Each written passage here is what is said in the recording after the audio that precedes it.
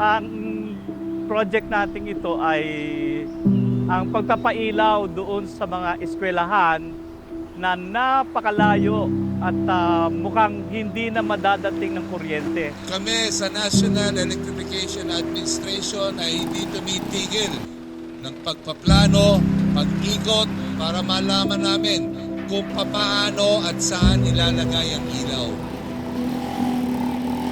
Alam nyo, maikwento ko lang paano nag-umpisa lahat ito. Of course, direktiba ng ating mahal na Presidente, President Bongbong Marcos, 100% total electrification by 2028. Dito lang natin mapapatunayan kami ho sa gobyerno ay hindi tumitigil. Hindi ho kami tumitigil para magbigay ng ilaw, mapabuti ang buhay ng bawat isa kahit sa kasulok-sulukan ng ating bansa.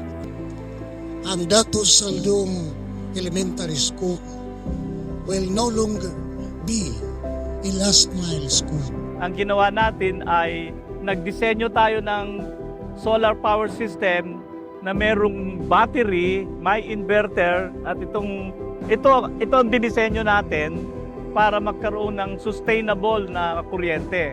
All of these efforts are in line with the priority policies of our President, Ferdinand Bongbong Marcos Jr., to provide a reliable and sufficient electricity. That government is working very hard to change the lives of the Filipino people, particularly meaning Sitio Tagpani. Mabigyan namin ng pagkakataon ang mga bata na nag-aaral that someday they can be the means to improve the lives of their families. At edukasyon ang susi dyan. Naniniwala ho ang NEA na edukasyon ang makapagbibigay ng pag-asa. Indeed, for this time, the whole learning community of Datos Saldong will be able to learn better. The students will be able to do their assignments at night, read books, and of course, they can perform better this time. Bigyan natin ng ilaw, hindi lang yung school, pati ang mga bahay. So yan ang ambag natin. Ako po si Joel Bitabamo, Teacher 3 at Teacher in Charge ng Dato Saldong Dumilo Elementary School, ay lubos na nagpapasalamat sa NEA or National Electrification Administration, lalong-lalo na po kay Admin Antonio Mariano Almeda, na kami po ay naging beneficiary nitong energization of off-grade school project. Ito po ay napakalaking tulong po sa amin bilang mga guro dito sa school na to sapagkat nakapagturo na kami ng maayos. Nagiging interactive na yung mga klase namin at yung mga bata namin ay gustong-gusto na pong mag-aral. Hindi po katulad noon na wala pa po kami kuryente, na kami po ang pumupunta sa kanilang mga bahay. Pero ngayon po na nandito na yung energization, ang mga bata po namin ay gustong-gusto na po nila mag-aaral at nakipag-participate na po sila sa mga klase na itinuturo ng naming mga guro. Kaya po, maraming salamat po sa NEA, sa ANECO, sa malaking tulong at proyekto na ginawa nila sa amin dito sa aming paaralan. Kaya po, maraming salamat po sa inyong lahat. Kami po ay taus-pusong nagpapasalamat. Nagpasalamat kami kasi kahit malayo kami sa Luzon, naramdaman pa din namin ang programa ng ating mahal na Pangulong Ferdinand Bongbong Marcos.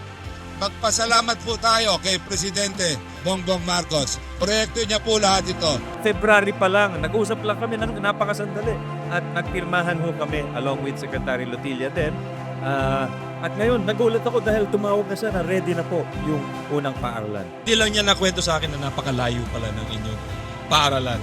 Yan po ay tunay na progreso, yan ay tunay na kaunlaran dito sa ilalim ng mga leader sa harapan niya. I'm very happy that we are able to energize our first last mile school, and this will trigger for NEA and DepEd to cover the 290 program schools last mile that we will be providing the same facility, solar power with battery. I believe this project will really be a game changer, for we will be unleashing the potential of all students situated in a mountainous area or an IP area like this. So maraming salamat po sa ating presidente sa kanyang gabay at direktiba na ibinigay sa amin na wala kaming iiwan up to the last mile and nobody will be left behind.